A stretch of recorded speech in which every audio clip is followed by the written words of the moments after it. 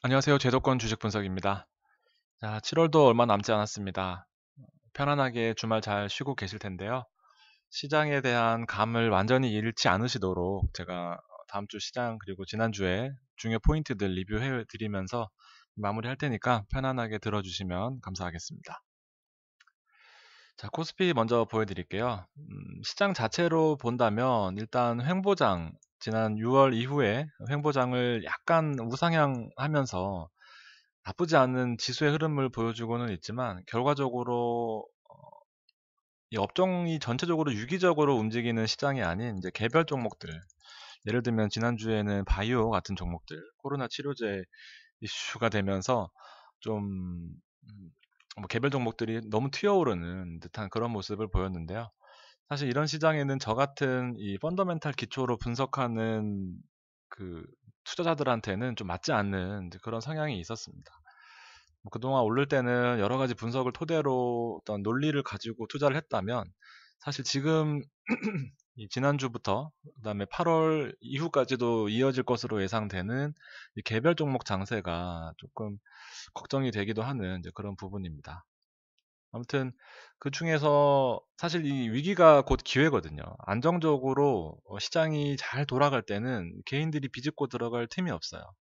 시장이 좀 흔들릴 때 내가 들어갈 때도 있고 사업들도 그동안 아이템으로 승부하던 분들도 이 시장 전체가 흔들릴 때 들어갈 수 있는 기회가 있는 거지. 사실 안정적일 때는 다 삼성전자, 하이닉스가 오를 때는 또 기회가 없는 법이거든요. 그래서 오히려 조금 더 흔들렸으면 하는 이제 그런 생각이 있습니다. 그래서 시장이 많이 빠진다고 해서 너무 걱정하지 마시고 일단 이렇게 빠지지 않으면 되거든요.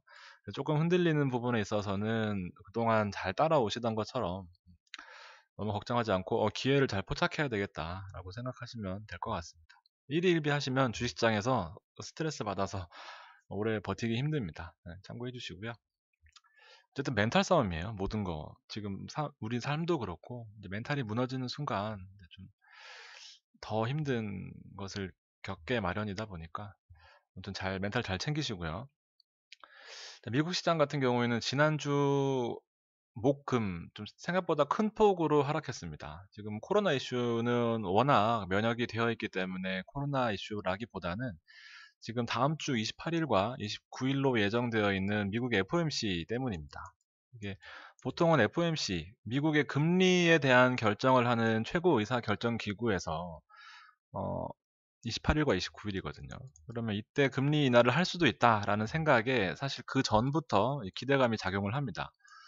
자, 그렇지만 현재로서는 이 금리 인하를 할 수 있는 가능성이 매우 매우 낮아져 있는 상태입니다. 자, 왜냐하면 지금 달러 시장을 보면 달러 인덱스라는 것은 달러 통화에 대한 상대적인 통화의 가치거든요. 예를 들면은 유럽, 그 다음에 파운드, 그 다음에 뭐 엔화 등등등 해서 이 상대적인 통화가 오르면은 상대적인 통화 가치가 오르면은 달러 가치가 하락하게 되고 상대적인 통화 가치가 하락하게 되면 예를 들면 유로화가 하락하게 되면 달러는 상승하게 되어 있습니다. 달러가 하락했다라는 것은 상대 통화인 유로화가 많이 올라와 있다라는 내용이 되는데 자, 이 문제는 뭐냐 하면 지금 왜 이런 말씀을 드리냐면 금리 인하를 할 수 없다라는 논리를 말씀을 드리고 있는 거예요. 지금 유럽에서 이 폭등한 이유가 있습니다. 유로화가 지금 대규모 유럽에서 채권 발행을 하기로 했습니다. 그래서 그동안 미국에 비해서 현저히 낮은 이 채권 투자에 대한 그런 관심을 보였던 유럽이 투자할 데가 없다라는 거예요. 안정적으로 트리플 A 등급인데 이 유럽에 대한 유럽 채권은 독일도 트리플 A거든요. 세계적으로 제일 우량한 독일의 채권 등급이 AAA, 트리플 A입니다. 근데 유럽도 마찬가지로 트리플 A예요. 근데 이 유로화가 갈 데가 없다라는 거죠. 왜 굳이 미국 채권을 사야 되고 왜 굳이 독일 채권을 사야 됐냐라는 거죠. 그래서 유럽 채권을 대규모로 발행하면서 지금 투자 자금이 다 유로화로 몰리고 있습니다. 그래서 유로화가 폭등하게 되었고 유럽에 대한 기대감, 유로화에 대한 기대감이 작용하면서 달러가 폭락하게 된 거죠. 즉 여기서 추가적으로 금리 인하를 하게 된다면 유로 그 달러화의 가치는 더 폭락할 테고 그렇게 되면은 이제 인플레이션 문제가 있죠. 통화 가치가 너무 낮아지다 보니까 결과적으로는 뭐 한 100원 주고 살 수 있었던 거를 결과적으로 150원을 주고 사야 된다거나 이런 문제들이 있습니다. 그래서 막연하게 금리 인하를 할 수 있는 그런 수준이 아니다 보니까 지금 마지막에 미국 시장이 이틀 동안 좀 주춤하는 이제 그런 모습을 보였습니다. 그래서 이제 그동안 미국 시장에 대한 불안감이 완전히 없었다면 현재로서는 일단 금리 인하의 이슈가 조금 사라지면서 약간은 좀 주춤하는 그런 모습을 보였습니다. 장황하게 설명드렸지만 결과적으로 금리 인하를 할 수 없는 그런 단계다라는 그런 내용을 좀 어렵게 설명드렸습니다. 아무튼 유로화 많이 올랐고 달러 많이 빠졌구나 정도로 상식적으로 생각해 두시면 될 것 같습니다. 그래서 지난주 키워드는 이제 지수가 보합세, 강보합세라고 표현할 수 있겠는데요. 그리고 개별 종목 장세였어요. 바이오, 그다음에 몇몇 이슈화 됐던 종목들이 있었고요. 그래서 28일, 29일 미국 FOMC가 있는데 코로나 재확산 때문에 돈을 풀고 싶어도 경기 부양 때문에 돈을 풀고 싶어도 아까 말씀드렸던 통화 약세, 인플레이션 문제로 추가적인 금리 인하를 통한 경기 부양은 쉽지 않은 이제 그런 상황입니다. 그래서 제가 일단 7월 말부터 8월 초까지는 이제 유료 멤버십 분들 대상으로 이제 좀 종목을 드려야 되는데 매 순간이 정말 위기이고 매 순간이 걱정인 이제 그런 7월 말입니다. 종목을 좀 드려야 되는데 다음 주에 좀 많이 준비를 해야 될 것 같아요. 그래서 기본적인 생각은 위기가 곧 기회라고 아싸리 좀 더 빠졌으면 좋겠는데 글쎄요. 또 지켜봐야 되겠지만 시장을 속단하기에는 좀 쉽지 않은 이제 그런 상황입니다. 되게 좋은 말인 것 같아요. 근데 텍스트 한 문장이고 워낙 진부한 멘트이지만 안정적으로 시장이 움직이면 개인들이 들어갈 틈이 없어요. 이렇게 따라 들어가는 거는 아시죠? 결과 늘 좋지 않고 늘 고점입니다. 그리고 팔면은 늘 내가 판 것이 저점이고요. 네, 이런 투자 방법은 기본적으로 좀 지양하시고 일단 좀 공부하셔서 내가 판단해서 내가 들어가는 투자가 좀 저처럼 자랑은 아니고 저처럼 좀 롱런할 수 있는 기본적인 틀인 것 같습니다. 이렇게 하는 건 한두 번은 먹을지언정 글쎄요 좀 쉽지 않은 것 같습니다. 다음 주에는 정말 재미없는 시장이 예상됩니다. 안 그래도 지금 약간 감이 좀 재미가 떨어져 있는 상황인데 중요한 지표도 없고요. 물론 내구재 주문 건수가 좀 중요하다고는 하지만 FOMC 이외에는 결과적으로 뭐 크게 시장을 흔들 만한 이슈들이 없습니다. 그래서 8월 초에 금요일 날, 목요일 날까지 좀 약간 좀 재미없는 시장이 될 것 같다라는 그런 생각입니다. 내구재 주문 건수라는 거는 이제 가전제품 같은 것들이에요. 경기가 좋으면 아무래도 냉장고 바꾸고 세탁기 바꾸고 이러면서 좀 돈이 들어가는 내구성이 있는 그 재화들을 주문하는 건수인데 실업률보다는 아니지만 그래도 이 지표로서의 중요도는 매우 높은 지표이긴 합니다. 그래서 요거 하나만 조금 참고하실 만하고요. 나머지는 뭐 경기까지 보시는 분들은 크게 이슈되는 종목들은 없는 것 같습니다. 크게 이슈되는 지표들은요. 자, 지난주 시장을 한번 돌이켜 보면 딱 지난주 월부터 금요일까지입니다. 뭐 오늘 일요일이긴 하지만 의약품 쪽에 수급이 들어와 있어요. 개인들은 골고루 다 들어와 있습니다. 그러면서도 시장에 좀 큰 움직임이 있었던 전기전자 업종. 사실 외국인이 전기전자 업종을 매수하지 않았다면 시장이 사실상 50% 이상, 50포인트 이상 좀 밀렸을 가능성도 있었다고 봅니다. 그래서 시장 자체가 좀 힘든 이제 그런 상황이고 전기전자가 올랐다고 해서 서비스업이 다시 올라갈 것 같지 않고요. 화학이 일단 받쳐주고는 있지만 글쎄요. 다음 주 월화까지는 좀 지켜보고 나서 제가 종목을 보고 있는 종목들을 드릴까 합니다. 그래서 조금 지켜보는 이제 그런 시각이고요. 사실 쉼없이 한 6개월 매달 이제 또 과감하게 투자하면서 쉼없이 달려왔던 좀 그런 부분들이 있으니까 이제 휴가 삼아서 여름 휴가 삼아서 7월 달에는 조금 이제 안정적으로 가는 전략이 필요하지 않을까라는 생각입니다.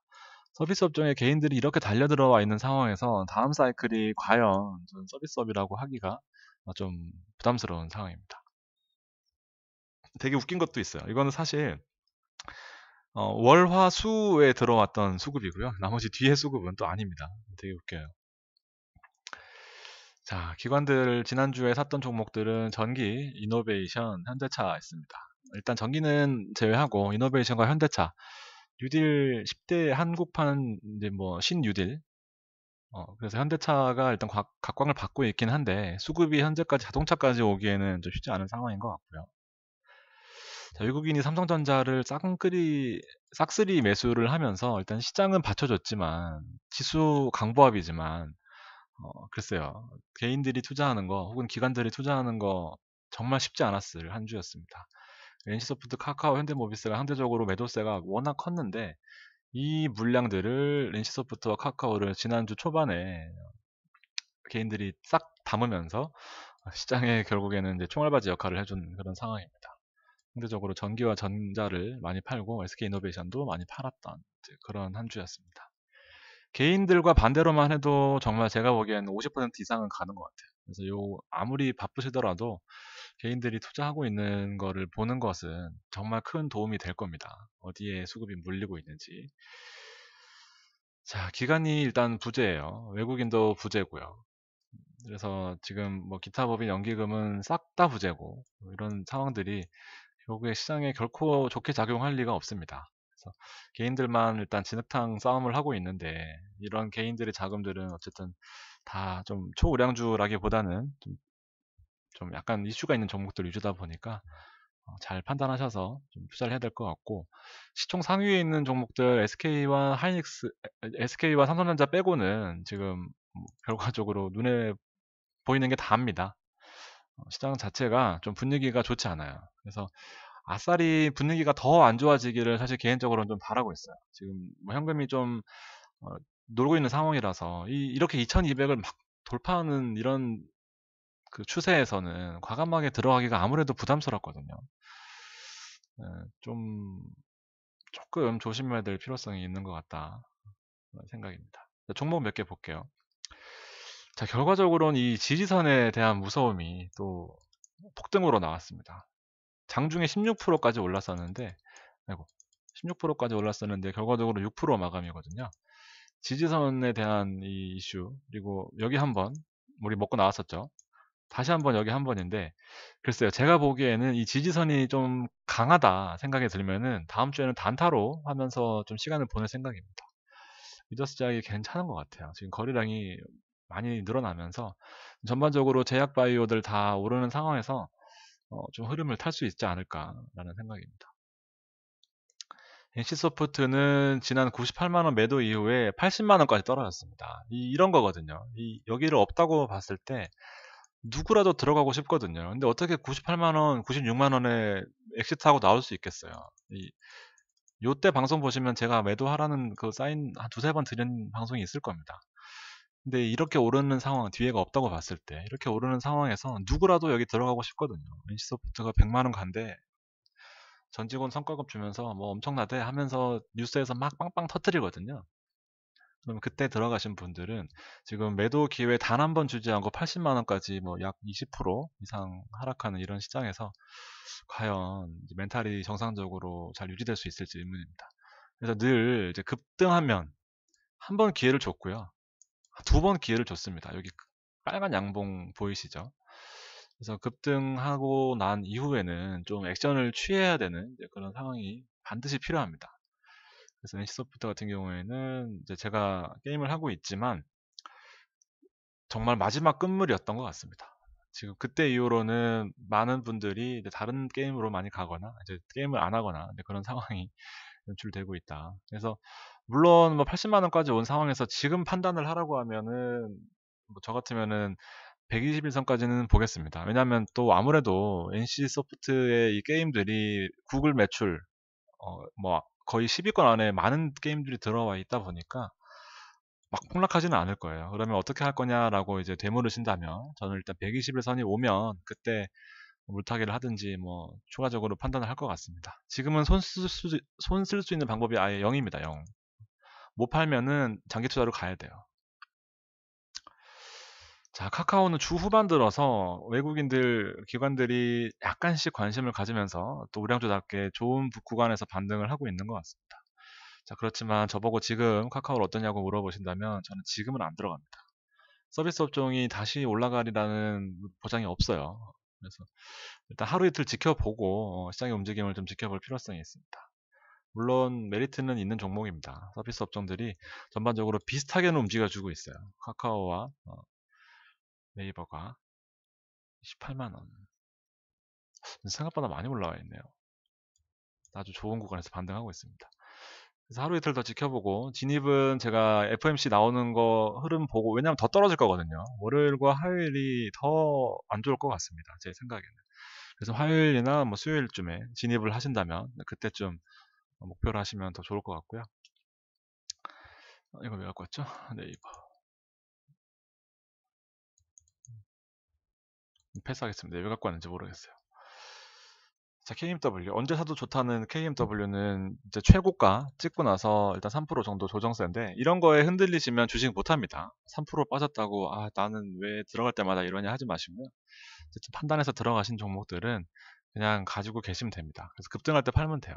급등할 때 팔면 돼요. 급등할 때. 7월 초부터 일단 종목을 가지고 계신 분들은 좋은 흐름을 계속 유지하실 테고, 뒤늦게 들어가셨던 분들도 일단은 그냥 가져가셔야 됩니다. 그냥 가져가시고, SK이노베이션은 200에선 위에서 잘 안착하고 있는 그런 흐름을 보이고 있어요. 삼성물산도 121과 200에선에 이렇게 딱 머물러 있는데, 대부분 종목들이 이런 흐름이에요. 전자가 시장을 받쳐주고 그 외에 바이오 이외에는 지금 수급이 좀 빼앗겨 있는 상황이다 보니까, 시장의 약세는 어떤 이 종목만의 이슈가 아니라 지금 수급의 문제라고 판단됩니다. GS건설이 갈 듯 말 듯 하면서 지금 계속 지금 주춤하고 있는데, 글쎄 뭐 7년 만에 소송 결과가 나온다고 하는데, 그것도 시장에 어떤 움직임을 또 줄지 또 지켜봐야 될 것 같습니다. 판단하기가 진짜 애매해요. 지금 뭐 섣불리 뭐가 갑니다 이렇게 말했다가는 방송 접고 이제 유튜브 채널 삭제해야 됩니다. 정말 위험한 시기라는 게, 달러로 인한 경기 부양도 할 수 없고, 지금 유럽은 유럽 나름대로 자기만 살겠다고 채권 발행해서 자금을 다 끌어모으고 있는 상황. 한국은 지금 부동산을 못 잡고 뭐 계속해서 지금 대혼돈의 시대에 살고 있고, 일본은 몇 명이더라? 하루에 뭐 거의 몇백 명대의 코로나 환자가 증가하고 있는 상황. 뭐 글로벌 대혼돈 시대에서 2200이 사실 말이 안 되는 숫자거든요. 근데 이 상황에서 좋습니다 하면서 막 지르기가 저도 되게 부담스럽습니다. 아무리 이걸 업으로 삼고 있어도 쉴 때는 좀 쉬어야 되지 않나 그런 생각이에요. 자, 이 제일재단 같은 것도 보세요. 우리가 이게 6월부터였나요? 7월부터였나요? 잘 모르겠어요. 하여튼 7월이네요. 32만 원이니까. 32만 원의 VIP 멤버십 유료 종목으로 하고 나서 얼마나 행복한 7월 중순까지를 보냈습니까? 그러면서 마찬가지예요. 여기가 없다고 가정했을 때 누가 팔고 나올 수 있겠습니까? 누가? 못 팔아요, 이거. 계속 올라갈 것 같거든요. 매일 잔고에 500만 원, 1000만 원 쌓이면 너무 행복하고 너무 기분 좋은 그 느낌 아마 다들 아실 거예요. 근데 이게 또 시장의 흐름이라는 게 있잖아요. 이게 자꾸 이슈가 되다 보니까 개인들 수급 들어오고, 시장이 2200에서 더 이상 올라갈 동력이 안 보일 때, 그리고 약 20%, 30% 오르는 종목들이 계속 간다? 이건 좀 무리가 있습니다. 그래서 급등할 때 타이밍 보고 38만 원인가 39만 원인가에 전량 매도하고 나오면서 그 판단을 제가 드렸었죠. 같이 팔자고. 근데 만약에 못 팔았다 그러면은 또 이제 욕심을 조금이라도 내게 되면은, 물론 폭락 수준은 아니지만 그래도 고점 대비해서 한 30%또 빠진 거니까, 고점 대비해서 한 20% 정도, 한 15% 되겠네요. 6만 원. 그 정도 15% 정도 되겠네요. 그렇게 많이 빠진 건 아니네요. 아무튼 또 이렇게 되면 판단이 애매해지는 거예요. 결과적으로 제가 드리고 싶은 말씀은, 팔 때 못 팔고 나오면 지금 와서 판단하라고 하면 이거 어떻게 판단해야 됩니까? 쌀 때는 들어가라고 해도 안 사고, 팔라고 할 때는 더 올라갈 것 같아서 안 팔고는 지금 와서 판단을 해라. 사실 거의 하루에 일과 전화 혹은 상담의 일과의 대부분이 이런 판단이거든요. 여기서 판단하라고 하면 저도 난감해요. 미리 판단 드렸던 건데. 아무튼 이렇게 되면은 뭐 또 빠지든지 오르든지 기다려야 되겠습니다. 그런 상황들이 있어요. 얼마나 좋아요. 들어가라 그럴 때 들어갔으면 지금 조금 밀리더라도 안정권에 있잖아요. 에코프로비엠과 KMW는 진짜 정말 좋은 종목들인 것 같아요. 서진 시스템 마찬가지고요. 자, 일단은 효성 TNC가 환경 문제에 있어서 저는 최대 수혜주로 보고 있습니다. 아주 아주 좋은 찬스까지 또 왔어요. 그래서 공개 방송으로 지금 말씀을 드렸습니다. 아무래도 공개 방송으로 말씀드리면 오르든 빠지든 악플은 많이 달리더라고요. 근데 뭐 워낙 댓글로 스트레스를 많이 받는 성격이긴 하지만 뭐 제 잘못이겠죠. 제가 말했던 종목들이 빠지는 거는. 그래서 오늘 어쨌든 이 힘든 시장에서 종목을 하나 고르라 한다면 저는 일단 8월 달에는 효성 TNC로 가져가도록 하겠습니다. 자세한 종목에 대한 분석은 제가 8월 유료 멤버십 강의 전용으로 이렇게 올려드릴 테니까 관심 있으신 분들은 이렇게 참고하셔서 효성 TNC 내용들을 봐주시면 될 것 같습니다. 자, 저도 이 방송을 준비하면서 많이 공부하고 많이 도움이 됐습니다. 결과적으로 제가 보는 포트들이 여러분 가지고 계신 포트들하고 비슷할 거예요. 그래서 더 애정이 가고 더 걱정이 되고 또 부담도 더 크게 있습니다. 그래서 잘 따라와 주셨던 분들은 이제 7월과 8월 조금 쉬어가더라도 크게 불만이 없으실 텐데, 그래서 뒤늦게 방송에 합류하신 분들은 조금 마음이 조급하실 겁니다. 또 1년 놓고 보면 절대로 손해본 해가 단 한 해도 없습니다. 그래서 믿고 따라와 주신다면 어, 좋은 결과로 보답할 수 있도록 최선을 다해서 노력할 것을 말씀드리고 싶습니다. 남은 주말 잘 보내시고요. 오늘 방송 여기까지 하고 다음 주는 이제 월화, 제가 수요일과 목요일에는 중요한 약속이 있어서 일단 월화 좀 시장에 관심도가 떨어지기는 하지만 일단 잘 같이 추이를 지켜볼 수 있도록 최대한 노력하겠습니다. 오늘도 긴 시간 들어주셔서 감사합니다.